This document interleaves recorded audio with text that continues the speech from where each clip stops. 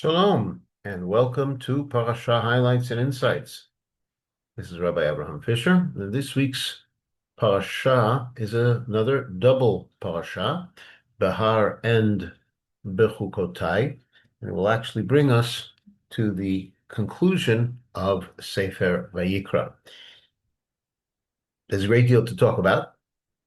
The first part of Behar talks about the mitzvot of Shemitah and Yovel. First Shemitah, that is to say the seventh year, and during the seventh year, commanded not to work the land. Naturally growing produce is permitted for all, including not only people, but also for animals. The Torah then proceeds to talk about Yovel. Yovel is the 50th year. In other words, you have Shemitah, 7 years, and then 7 times 7 years is 49 years. Very familiar to us, similar kind of counting with regard to the days of the Omer. In the case of the years, the 50th year is the Yovel year. First, every year needs to be counted towards the Yovel.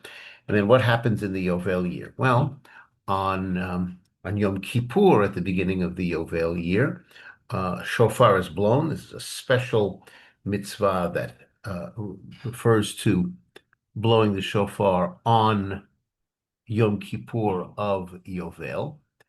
And that begins the Yovel year. The word Yovel itself is another word for a shofar. It's a horn. So that proclaims special rules of Yovel. In addition to being a year in which land is allowed to lie fallow, it also means the emancipation of slaves and the return of property to its original owners. And because in the Yovel year, the land returns to its original owner, so when you buy or sell land, you have to take that into account. The price of bought or sold land is determined by how many crop years there are left, years of produce, until the Yovel. That will determine the price. And we are told that in this process, do not cheat each other. If you observe these mitzvot, then Hashem promises a blessing in the land, teaches us to rely upon Hashem, and it also will mean, this blessing will mean that the produce of the sixth year will be enough for 3 years in time for the produce of the following Shemitah cycle to be usable. But it does refer to relying on Hashem's providence. The Torah goes on to say that if a person who is poor sells his property, then one should take that into account, and the relatives of the person, of the original owner, should do what they can to redeem the property, to buy it back so that it goes back to its original tribe. The person himself can also redeem the land when he has saved up enough money to do so. There's a special exception to this. A house in a walled city, the time of redemption is limited to 1 year from the time of the sale. But otherwise, unwalled cities are like fields, and they can be redeemed, and in the 50th year they go back. Torah also talks about the cities that are set aside from the Leviim. Since we're talking about people who might need to sell off their land, that could be because they need money. So the Torah continues to talk about poverty in general and how to help those people who are poor. In general, one should help the poor, and that might start off with extending a loan, but the Torah reminds us once again that we are prohibited from taking interest of a fellow Jew who needs the loan. It is possible that a person is really so poor that he sells himself as a slave. And the Torah tells us that when the Yovel comes, his slavery is over. Elsewhere, the Torah talks about the slavery being limited to 6 years, but if the Yovel comes before that, so he goes free. And the Torah reminds us again and again not to dominate a fellow Hebrew who's been sold into slavery. Torah also talks about non-Hebrew slaves and how to treat them. Uh, if a Hebrew slave has been sold not to a fellow Hebrew, but to a non-Hebrew, so the family members are enjoined to try to redeem him.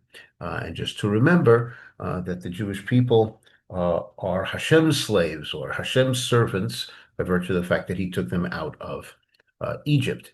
And therefore, they should not prefer to be slaves. At the end of Behar, we have a few more mitzvot that are mentioned. It's a reminder of idolatry, prohibition against idolatry, and some things that are related to that. Also, the prohibition against prostrating oneself on a stone floor anywhere outside of the Beit HaMikdash, even for Hashem. And we're reminded once again to observe all of Hashem's Shabbatot, all of his days of rest, and to revere his sanctuary. Then the Torah moves on to Bechukotai to conclude the book of Vayikra. The This part of Bechukotai is a brit. It's the covenant that is made at Sinai. It's the conclusion of the largest section of the mitzvot of the Torah from Shmot and Vayikra. And we have what is referred to as the Tochacha, the admonition. The Torah tells us the various blessings, first of all, that will come to the people for obedience to Hashem's commandments. They are fruitfulness of the land, peace in the land, fruitfulness of the people, increased produce, and Hashem's presence being felt in the land. On the other hand, if we disobey, then the Torah warns of various curses, various terrible events that will befall the people for disobedience to the commandment. And these include a disease, famine, being attacked by wild beasts, the sword, eventually leading to destruction and even exile. So the Torah concludes this whole section by reminding us how important it is to obey the mitzvot and therefore to keep this covenant with Hashem. Uh, After the Tochacha, this is not the actual end of the book of Vayikra. There's an additional section which deals with, in a general sense, various gifts that are given to the sanctuary, that are given to the Mikdash. Person might give a donation, and there's a whole process of how the valuation takes place, whether it's a valuation of person based on age and so on.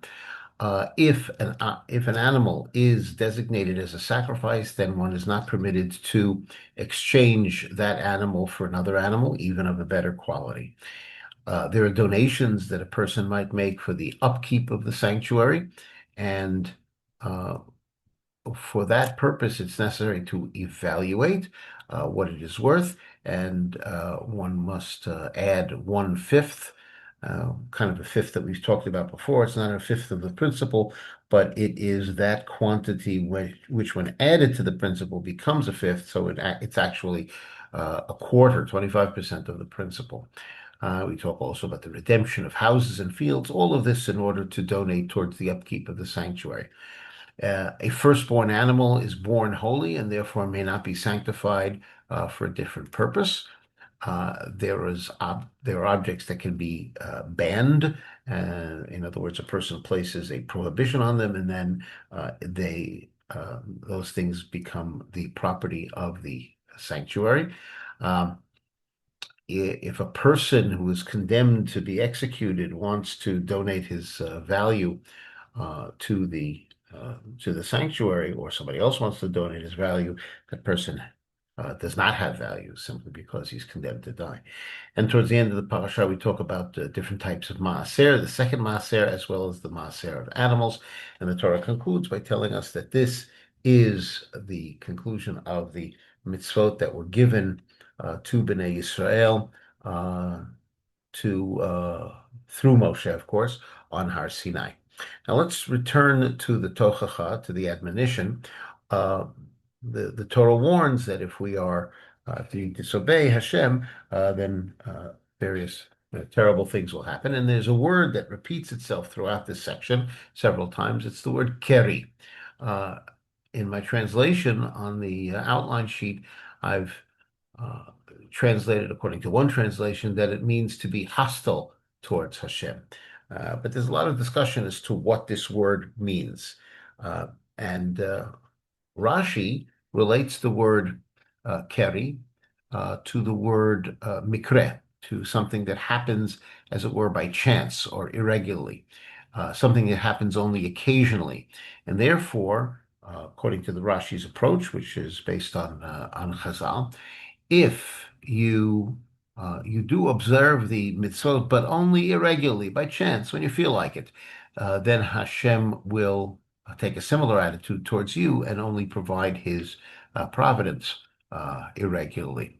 Um, Rashi quotes some other uh, opinions as to the derivation of this word, but all of them have to do with not observing the mitzvot fully, or the way that they ought to be observed, and that is with enthusiasm, with joy, and with regularity.